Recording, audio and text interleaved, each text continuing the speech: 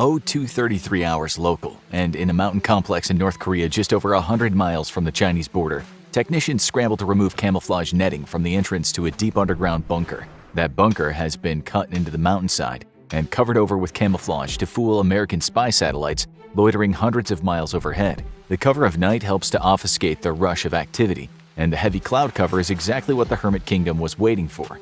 Out of the converted mineshaft, a huge truck is carefully backed out. The massive vehicle has only one purpose: to transport the equally massive Hwasong-50 intercontinental ballistic missile. Finally eased out of its hiding hole, the truck begins the laborious process of lifting the giant missile into position. Over 40 feet tall, the missile is taller than a two-floor home and has the power to destroy several square miles of a densely packed city.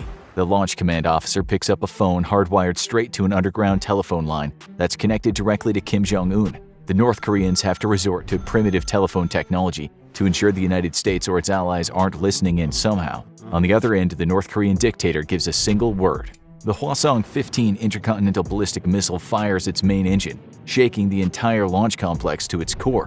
Launch personnel hide behind blast screens or huddle inside the relative safety of the launch truck's armored cab, hunkering down in case something goes wrong and the missile and its entire fuel load explodes. 2 seconds later, the missile proves to be in good operation and lifts off the ground. 1,000 miles above the Earth, the United States' space-based infrared system immediately detects the thermal plume of the massive rocket. A low-Earth satellite sends an immediate flash alert to the 2nd Space Warning Squadron at Buckley Air Force Base in Colorado. Brother and sister units across the broad web of U.S. missile defense and the commanders of every U.S. geographical command. A second U.S. satellite in a geostationary orbit confirms the thermal signature of a large ballistic missile and chirps a second emergency alert. The massive Hwasong-15 is nearing supersonic flight and has punched several hundred feet through the clouds and into the open sky. The U.S.'s space-based infrared system satellites have now focused their full attention on the telltale thermal signature of the big rocket. Cloud cover may have made it impossible to see liftoff with the naked eye, but the incredible heat given off by the fiery liftoff was easy to spot by infrared sensors. Now the large rocket is screaming through the air, riding a thermal plume several hundred feet long and thousands of degrees hot. The U.S. satellites immediately begin to compare the thermal signature of the North Korean rocket with a large onboard library of known missile launches. In less than a second, there's a match with 2 different Hwasong-15 test launches from the late 2010s. The confirmed match is immediately sent to U.S. Space Command. U.S. Space Force personnel are stunned by the multiple threat warnings from the space-based network and rush to pour through the data. Humans are far slower than machines though, and it'll take time to verify the threat. The North Korean missile is now twice as high as a commercial airliner, and its main rocket engine is still going strong. Space Force personnel have confirmed the launch as authentic. An emergency flash is dispatched to U.S. forces in South Korea and across the Pacific. It's impossible to know where the missile is headed this early in flight. Via hotline to the DoD and the White House, the alert is out. North Korea has fired a ballistic missile, possibly tipped with a nuclear warhead. The main engine on the Hwasong-15 shuts down as it runs out of fuel. The missile coasts for a brief second, traveling at several thousand miles an hour now in the upper atmosphere, before a series of explosive bolts just under 3/4 of the way up separate the first stage of the rocket from the second stage. A second later, the second stage engine fires, and the vehicle lurches forward as it prepares to exit the Earth's atmosphere. An aide rushes to interrupt a meeting between the President of the United States of America and the leader of a partner nation. There's no time for formalities, and the President is practically dragged out of the room so he can be informed. North Korea has launched a nuclear attack. Target is still unknown. The President immediately heads for the highly restricted and secretive Situation Room in the heart of the White House. From there, he'll be able to communicate with American forces around the world and defend real-time tracking data from various American assets. U.S. Space Command issues an order for radar installations in South Korea and Japan to begin tracking the North Korean launch. Sea-based Spy-1 radars on American naval vessels are networked into the massive surveillance effort tracking the North Korean missile. While boosting into space, the missile is at its most vulnerable, but the United States still lacks its capability to rapidly destroy a missile during this initial phase. With development on high-velocity projectiles and directed energy weapons, it's hoped that in the near future U.S. forces will be able to down a missile during this vulnerable phase. For now, though, all U.S. assets can do is watch and gather data which will help determine where the missile is headed and which missile defense assets to activate. With a nuclear threat confirmed, the United States Secret Service begins preparations to move the president to a secure and highly classified location.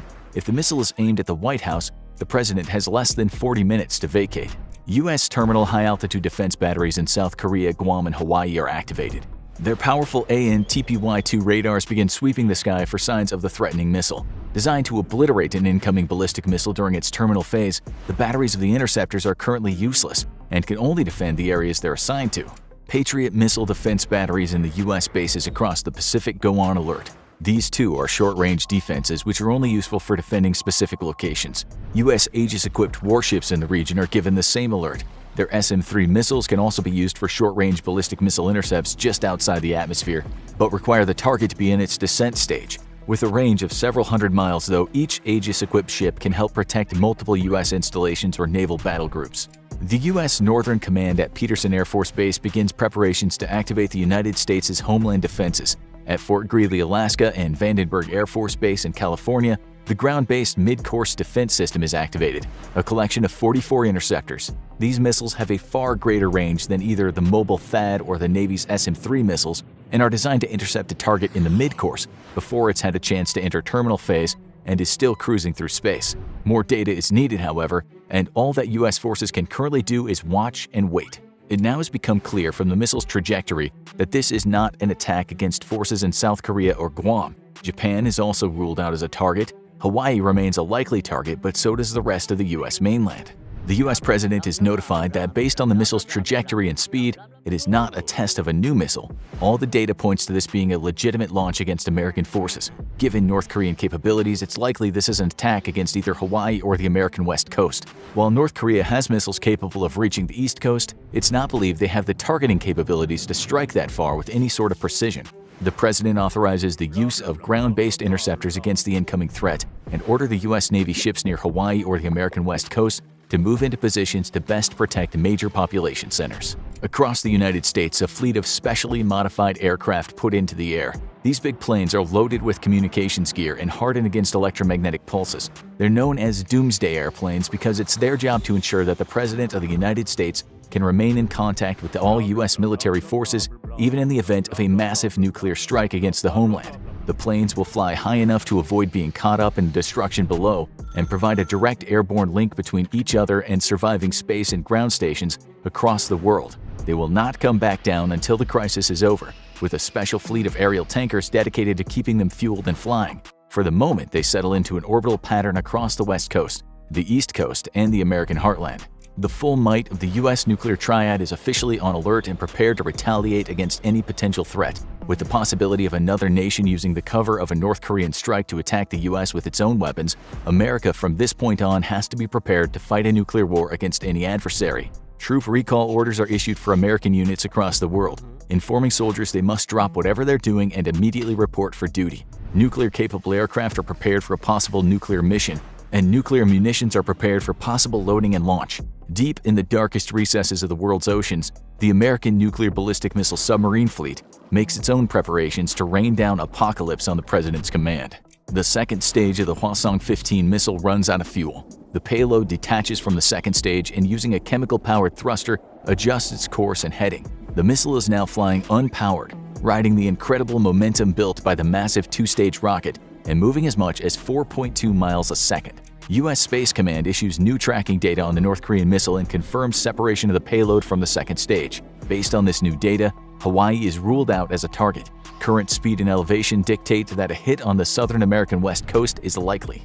Armed with this new data, U.S. missile defense personnel opt for a GBI launch from Vandenberg Air Force Base instead of Fort Greely in Alaska. 4 of the long, skinny missiles are activated and fed live targeting data, but they can't be launched yet. They must wait until the enemy missile draws closer before launching. The American president is rushed out of the Situation Room and to Marine One, his personal helicopter. 2 attachés join the president. One carries the nuclear football, the remote nuclear command authority unit which gives the president the power to order Armageddon from anywhere in the world. The second carries a large backpack-like communications device that serves to keep the president in contact with all branches of the government and the military at all times. Rather than head to a predetermined shelter, the president opts to instead board Air Force One, believing that there's little risk to a full-blown nuclear attack on the homeland. From Air Force One, he'll be safe from the ground effects of a nuclear blast and be able to remain in contact with the rest of the military and government. U.S. and South Korean special forces stationed in South Korea and Japan are mustered and rushed to armories in preparation for a strike into the north. These elite units have been kept at high readiness due to recent hostilities from the north. Their specially modified Black Hawk helicopters can evade enemy radar and even fly more silently than any other helicopters in the world. They have one mission: infiltrate known North Korean nuclear sites and neutralize them from within. US and South Korean alert aircraft take to the skies in anticipation of a full-blown offensive from the north. On the ground, forces across the DMZ prepare for combat, and an alarm is sounded in Seoul. In case of hostilities, it's expected that North Korea will shell Seoul directly from behind the DMZ. It has so many guns that it can deliver a whopping 10,000 rounds of high explosives per minute to the city of 10 million.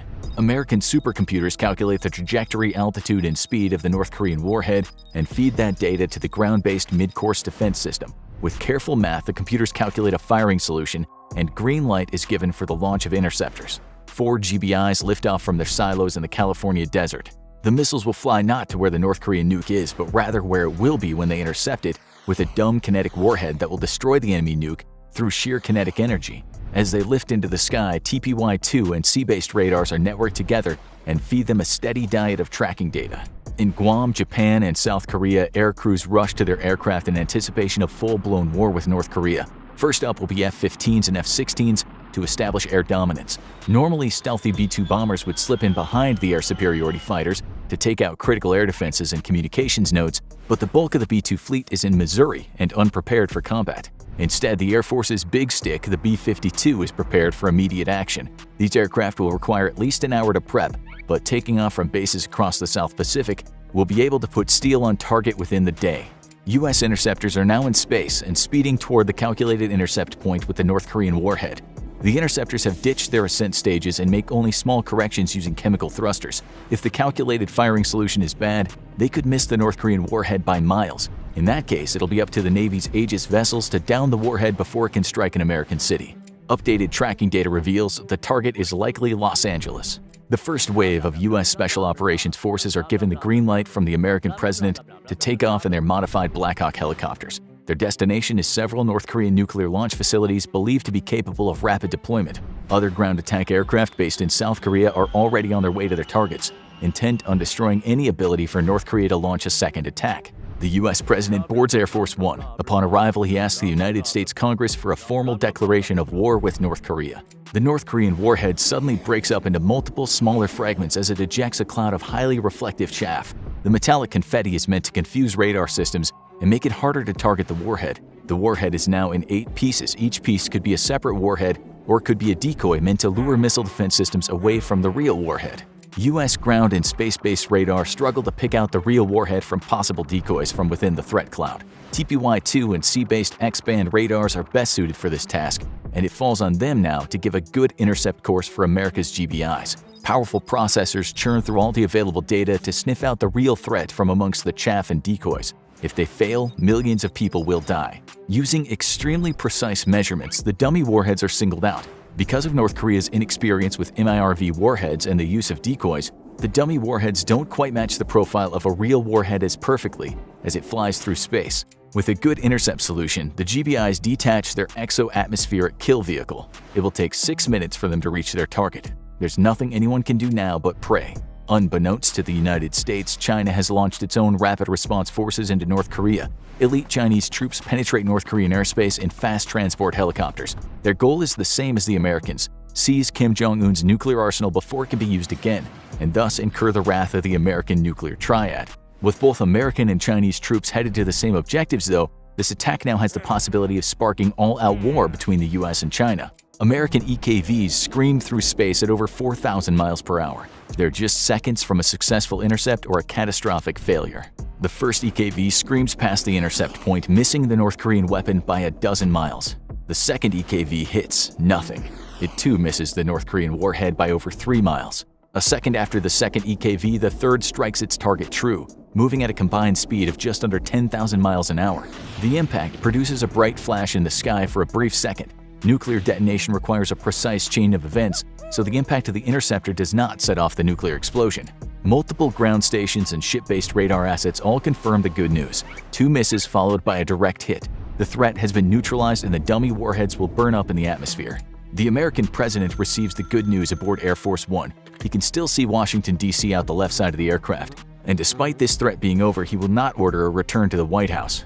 The conflict has just begun, and more nuclear attacks are possible at any minute from North Korea. On the ground half a world away, the South Korean and U.S. armies are preparing for what will be the costliest war since World War II, a conflict that will make the original Korean War look like a cap gun shootout. American warplanes are already en route to the Hermit Kingdom, preparing to drop tens of thousands of pounds of high explosives on suspected nuclear sites, and special forces from both the US and China are racing each other to seize Kim Jong-un's nuclear arsenal. On the border, the North Korean army is finally making its opening gambit, and over 1,000 pieces of artillery begin to rain hell down on the South's defenders.